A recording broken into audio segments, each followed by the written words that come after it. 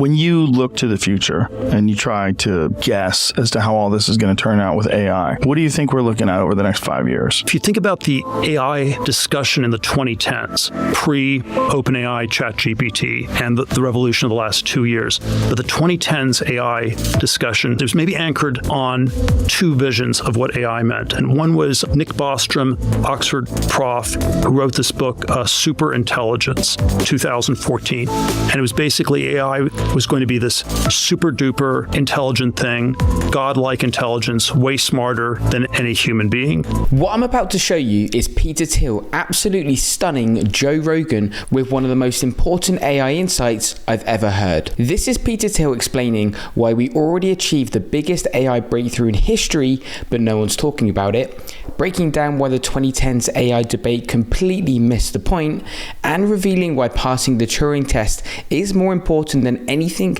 that might come next. I'm going to show you why Thiel's Turing test insight changes everything about AI competition, explain how this validates Palantir's practical AI approach, and break down what this means for companies actually deploying AI versus just talking about it. Let's dive into Peter Thiel's stunning Joe Rogan with the truth about AI. And then there was the CCP, Chinese Communist rebuttal, the Kai-Fu Lee book from 2018, AI Superpowers. It defined AI as, it was fairly low tech. It was just surveillance, facial recognition technology. We would just have this sort of totalitarian Stalinist monitoring. It didn't require very much innovation. It just required that you apply things. And basically the subtext was China's going to win because we have no ethical qualms in China about applying this sort of basic machine learning to measuring or controlling the population. And those were, say, two extreme competing visions of what AI would mean in the 2010s, and maybe were the anchors of the AI debate. And then what happened, in some sense, with ChatGPT in late 22, early 23, was that the achievement you did not get superintelligence. It was not just surveillance tech. You actually got to the holy grail of what people would have defined AI as. From 1950 to 2010, for the previous 60 years, before the 2010s, people have always said AI, the definition of AI is passing the Turing test. And the Turing test, it basically means that the computer can fool you into thinking that it's a human being. And it's a somewhat fuzzy test because obviously you can have an expert on the computer, a non-expert. Does it fool you all the time or some of the time? How good is it? But to first approximation, the Turing test, we weren't even close to passing it in 2021. And then ChatGPT basically passes the Turing test, at least for, let's say, an IQ 100 average person. It's passed the Turing test. And that was the holy grail. That was the holy grail of AI research for the previous 60 years. Hold on, I need to pause here because Thiel just dropped one of the most important insights about AI that nobody's talking about. He's saying that ChatGPT already passed the Turing test, the holy grail that AI researchers worked towards for 60 years, but somehow we're all acting like this didn't happen. Think about how crazy that is. We achieved the biggest breakthrough in AI history and most people don't even realize it. This changes everything about how we should think about AI competition because it means the breakthrough already happened. Companies like Palantir aren't waiting for some future AI revolution. They're using the AI revolution that already occurred to solve real problems today.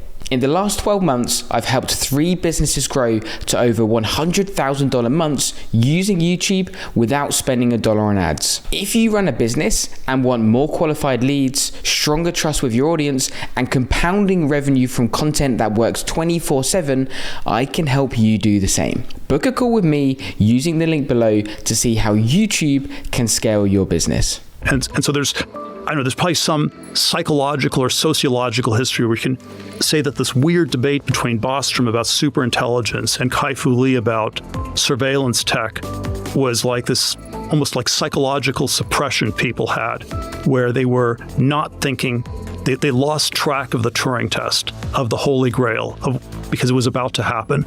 And it was such a significant, such an important thing that you didn't even want to think about it. So I'm tempted to give almost a psychological repression theory of the 2010s debates. But be that as it may, the Turing test gets passed, and That's an extraordinary achievement. And then where does it go from here? There probably are ways you can refine these. It's still going to be a long time to apply it. There's this AGI discussion. Will we get artificial general intelligence, which is a hopelessly vague concept, which general intelligence could be just a generally smart human being. So is that just a person with an IQ of 130? Or is it super intelligence? Is it godlike intelligence? So it's an ambiguous thing. But I keep thinking that maybe the AGI question's less important than passing the Turing test. If we got AGI, if we got, let's say, super intelligence, that would be interesting to Mr. God, because you'd have competition for being God. But surely the Turing test is more important for us humans, because it's either a complement or a substitute to humans.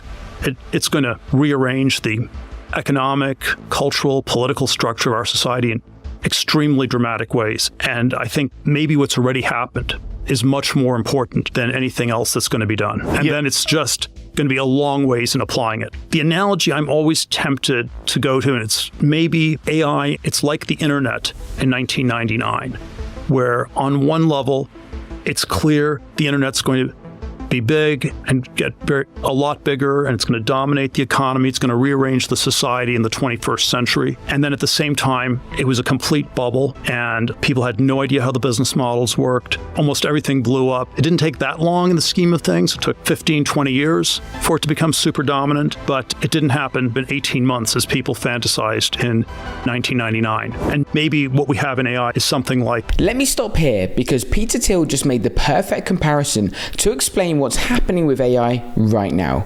He's comparing it to the internet in 1999. Everyone knew it would be huge, but it was also a massive bubble because no one understood the business models yet. This is exactly what we're seeing with AI today. Most AI companies are burning through billions with no clear path to profitability, just like the dot-com bubble. But Peter explains it takes about 20 years to figure out how to actually apply these technologies. That timeline gives companies like Palantir a massive advantage because they're already building sustainable business models around AI that works, while their competitors are still chasing theoretical breakthroughs. It's figuring out how to actually apply it in all these different ways is going to take something like 2 decades, but that doesn't distract from it being a really big deal. Do you think that the lack of acknowledgement or the public celebration, or at least this mainstream discussion, which I think should be everywhere, that we've passed the Turing test, do you think it's connected to the fact that this stuff accelerates so rapidly that even though we've essentially breached this new territory, we still know that GPT-5 is going to be better, GPT-6 is going to be insane, and then they're working on these right now, and the change is happening so quickly, we're almost a little reluctant to acknowledge where we're at. I've probably for 15 years or so often been on the side that there isn't that much progress in science or tech, or not as much as Silicon Valley likes to claim. And even on the AI level, I think it's a massive technical achievement. It's still an open question. Is it actually going to lead to much higher living standards for everybody? The internet was a massive achievement. How much did it raise people's living standards? Much trickier question. But in this world where not much has happened, one of the paradoxes of an era of relative tech stagnation is that when something does happen, we don't even know how to process it. I think Bitcoin was a big invention. We can debate whether it was good or bad, but it was a pretty big deal. And it was systematically underestimated for at least the first 10, 11 years. You could trade it. It went up smoothly for 10, 11 years. It didn't get repriced all at once because we're in a world where nothing big ever happens. And so we have no way of processing it when something pretty big happens. The internet was pretty big in 99. Bitcoin was moderately big. And I'd say passing the Turing test is really big. It's on the same scale as the internet. And because our lived experience is that so little has felt like it's been changing for the last few decades, we're probably underestimating it. It's interesting that you say that so little, we feel like so little has changed. In our age, we've seen all the change, right? We saw the end of the Cold War, we saw answering machines, we saw VHS tapes, then we saw the internet, and then where we're at right now, which is like this bizarre moment in time where people carry the internet around with them in their pocket every day. And these super sophisticated computers that are ubiquitous. Everybody has one. There's incredible technology that's being ramped up every year. They're getting better all the time. And now there's AI. There's AI on your phone. You could access ChatGPT and a bunch of different programs on your phone. And I think that's an insane change. I think that's one of the most, especially with the use of social media, it's one of the most bizarre changes I think our culture has ever, the most bizarre. It can be a big change culturally or politically. But the kinds of questions I'd ask is, how do you measure it economically? How much does it change GDP? How much does it change productivity? The story I would generally tell for the last 50 years, since the 1970s, early 70s, is that we've been not absolute stagnation, we've been in an era of relative stagnation where there has been very limited progress in the world of atoms, the world of physical things. And there has been a lot of progress in the world of bits. Information, computers, internet, mobile internet, now AI. What are you referring to when you say the world of physical things? If we had defined technology, if we were sitting here in 1967, the year we were born, and we had a discussion about technology, what technology would have meant? It would have meant computers. It would have also meant rockets. It would have meant supersonic airplanes. It would have meant new medicines. It would have meant the green revolution in agriculture, maybe underwater cities, because technology simply gets defined as that which is changing, that which is progressing. And so there was progress on all these fronts. Today, last 20 years, when you talk about technology has been reduced to meaning computers. And that tells you that the structure of progress has been weird. There's been this narrow cone of very intense progress around the world of bits, around the world of computers, and then all the other areas have been relatively stagnant. We're not moving any faster. The Concorde got decommissioned in 2003 or whenever. And then with all the low-tech airport security measures, it takes even longer to fly, to get through all of them from one city to the next. The highways have gone backwards because there are more traffic jams. We haven't figured out ways around those. We're literally moving slower than we were 40 or 50 years ago. And then, of course, there's also a sense in which the screens and the devices have this effect of distracting us. When you're riding a 100-year-old subway in New York City and you're looking at your iPhone, you can look at, wow, this is this cool new gadget, but you're also being distracted from the fact that your lived environment hasn't changed in 100 years. There's a question, how important is this world of bits versus the world of atoms? I would say, as human beings, we're physically embodied in a material world. And so I would always say this world of atoms is pretty important. And when that's pretty stagnant, there's a lot of stuff that doesn't make sense. I was an undergraduate at Stanford, late 80s. And at the time, in retrospect, every engineering area would have been a bad thing to go into. Mechanical engineering, chemical engineering, all these engineering fields where we were tinkering and trying to do new things because these things turned out to be stuck. They were regulated. You couldn't come up with new things to do. Nuclear engineering, aeroastro engineering, people already knew those were really bad ones to go into. They were outlawed. You weren't going to make any progress in new nuclear reactor designs or stuff like that. Electrical engineering, which was the one that's adjacent to making semiconductors, that one was still okay. And then the only field that was actually going to progress a lot was computer science. And again, it's been very powerful, but that was not the felt sense in the 1980s. In the 1980s, computer science, when people use the word science, I'm in favor of science. I'm not in favor of science in quotes. And when it's always a tell that it's not real science. And so when we call it climate science or political science or social science, you're just making it up and you have an inferiority complex to real science, which is something like physics or chemistry. And computer science was in the same category as social science or political science. It was a fake field for people who found electrical engineering or math way too hard. You don't feel that climate science is a real science? There's several different things one could say. It's possible climate change is happening. It's possible we don't have great accounts of why that's going on. So I'm not questioning any of those things. But how scientific it is, I don't think it's a place where we have really vigorous debates. Maybe the climate is increasing because of carbon dioxide emissions. Temperatures are going up. Maybe it's methane. Maybe it's people are eating too much steak. It's the cows flatulating, and you have to measure how much is methane a greenhouse gas versus carbon dioxide. I don't think they're rigorously doing that stuff scientifically. And I think the fact that it's called climate science tells you that it's more dogmatic than anything that's truly science should be.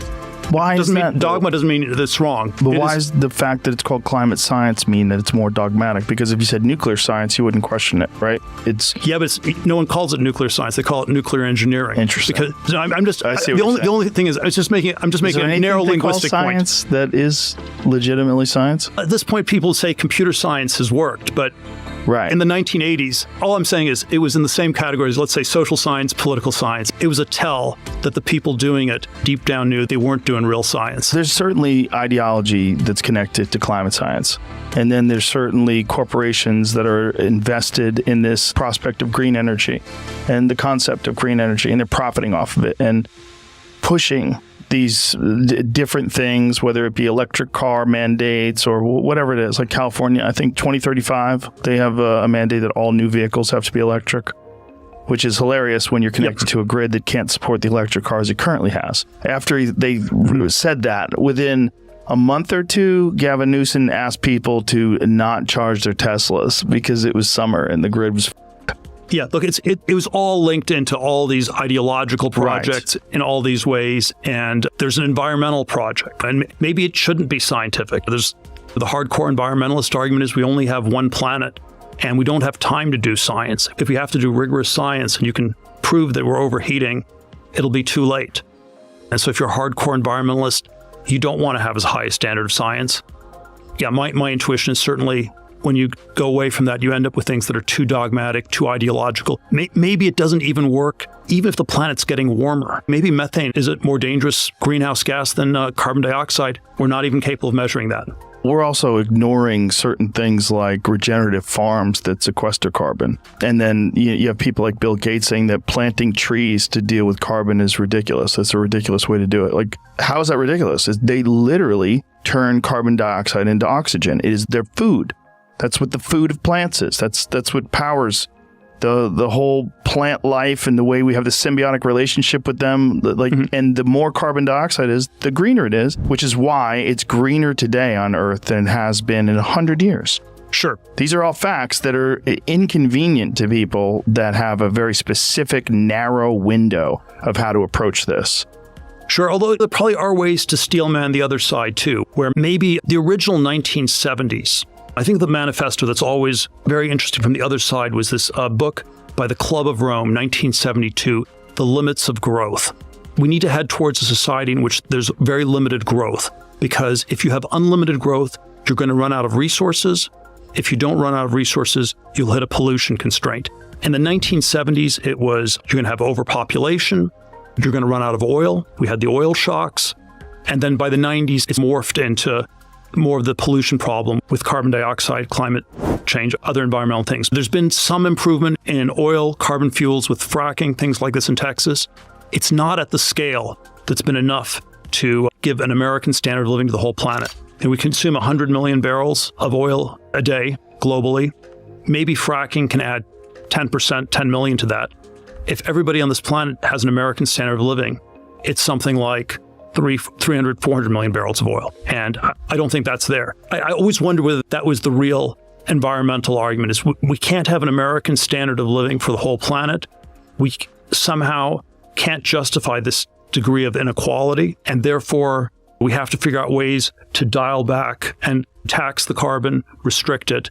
And maybe there's some sort of a Malthusian calculus that's more about resources than about pollution. That was Peter Thiel completely reframing how we should think about AI progress and technological development. He explained why we're living through one of the most important moments in human history, but no one realizes it. Let me break down the 3 most important business insights from this conversation, because Thiel's analysis reveals everything about which companies will actually win in the AI revolution versus which ones are riding the hype. The Turing test achievement changes everything about AI competition. Thiel explains for 60 years, from the 1950s to 2010, people always said AI means passing the Turing test, where the computer can fool you into thinking it's a human being. Peter said ChatGPT basically passes the Turing test, at least for an IQ 100 average person, and that was the holy grail of AI research for the previous 60 years. This completely changes how we should think about AI competition because it means the biggest breakthrough already happened. While everyone argues about future AI capabilities, Thiel is saying we already crossed the most important finish line in AI history. This matters hugely for companies like Palantir because they're not trying to build the next breakthrough, they're using the breakthrough that already exists.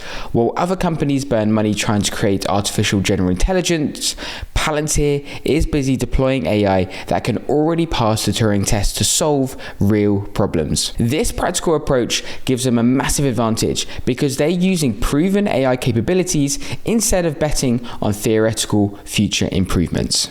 Peter Thiel's internet comparison shows AI's long deployment timeline. Peter compares AI to the internet in 1999, saying it was clear the internet was going to be big and dominate the economy, but it was also a complete bubble and people had no idea of how business models worked. He says figuring out how to actually apply AI in different ways is going to take something like 2 decades. I found that this was a huge insight for understanding which companies will actually win in AI. Just like the internet bubble, most AI companies today have no real business model and are just burning money on hype. Thiel's timeline suggests that companies with practical AI applications right now have a 20-year head start on figuring out what actually works. This perfectly describes Palantir's position. They're not promising future AI breakthroughs, they're already deploying AI tools that government agencies and enterprises pay for today. While competitors chase theoretical capabilities, Palantir is building sustainable business models around AI that actually works. The companies that survive the AI bubble will be the ones solving real problems with current technology, not the ones promising miraculous future capabilities. Physical world progress matters more than digital hype. Thiel explains that since the 1970s, we've had limited progress in the world of atoms and physical things, but lots of progress in the world of bits, like computers and internet.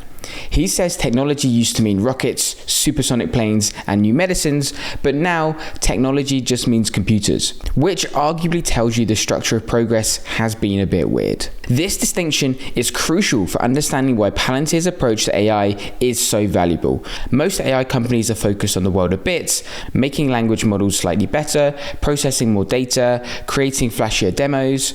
But Palantir uses AI to solve problems in the physical world, helping manufacturers build planes faster, helping government agencies catch real criminals, helping companies manage actual supply chains. Thiel's point suggests that AI's biggest value will come from improving physical world operations, not just digital experiences.